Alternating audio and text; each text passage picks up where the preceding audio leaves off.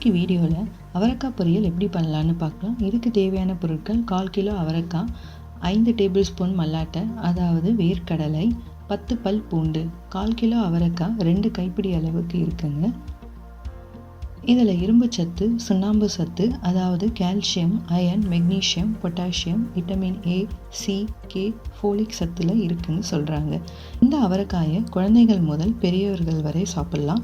குறிப்பாக கர்ப்பிணி பெண்களுக்கு இது ரொம்பவே நல்லதுங்க.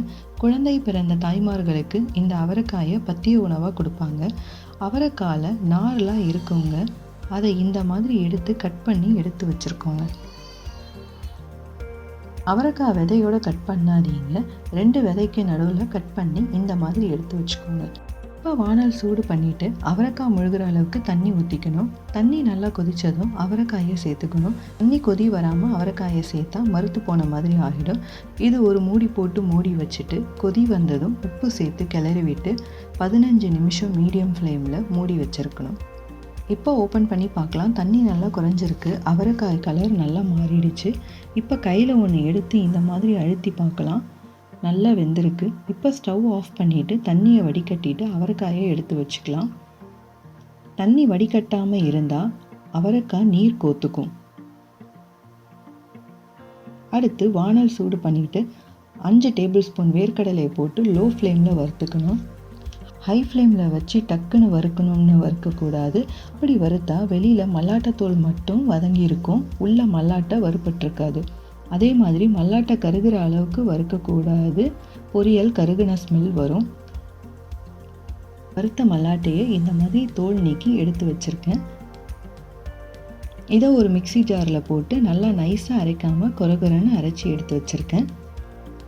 வானல் சூடு பண்ணிவிட்டு 1 டேபிள் ஸ்பூன் எண்ணெய் ஊற்றி கடுகு, உளுந்து, 10 பல் பூண்டு இந்த மாதிரி லைட்டாக இடித்து சேர்த்துட்டு கொஞ்சம் கருவேப்பிலை சேர்த்துட்டு பூண்டு பச்சை ஸ்மெல் போகிற அளவுக்கு லோ ஃப்ளேமில் வச்சு வதக்கிக்கணும். இப்போ தண்ணியை வடிகட்டி வச்ச அவரைக்காயை இதில் சேர்த்து 5 பெரட்டிட்டு இப்போது சாம்பார் மிளகாய் பொடி 1/2 டேபிள் ஸ்பூன் சேர்த்துட்டு 5 நிமிஷம் நல்லா வதக்கிக்கணும்.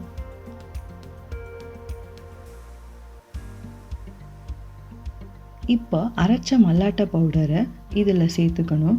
ஃபுல்லாக சேர்க்காம இந்த மாதிரி கொஞ்சம் கொஞ்சமாக சேர்த்து கிளறிக்கணும்.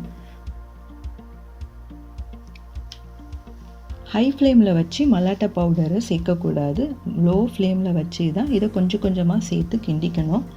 நீங்கள் இந்த மாதிரி கொஞ்சம் கொஞ்சமாக சேர்த்து கிளறிட்டு டேஸ்ட் பண்ணி பாருங்கள். உங்கள் தேவைக்கு ஏற்ற மாதிரி மல்லாட்டை பவுடரை சேர்த்துக்கோங்க.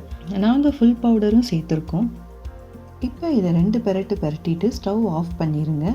சுவையான அவரைக்காய் பொரியல் ரெடி. இப்போ அவரைக்காய் சீசன் வந்திருக்குங்க. கண்டிப்பாக ட்ரை பண்ணி பாருங்கள்.